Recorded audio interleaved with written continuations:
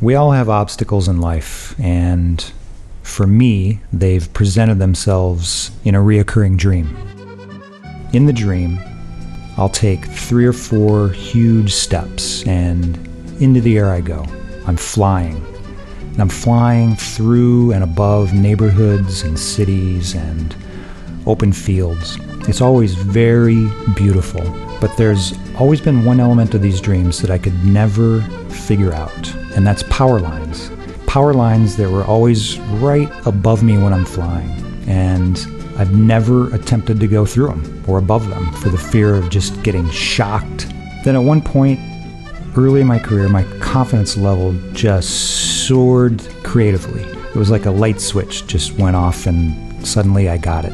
And right around that time, I had another dream. There were the power lines, still there, but for the first time in my life, I made a conscious choice to fly through them, completely unscathed. So I still have the dream from time to time when there's like a really big challenge that I'm facing in life, and the power lines are still there.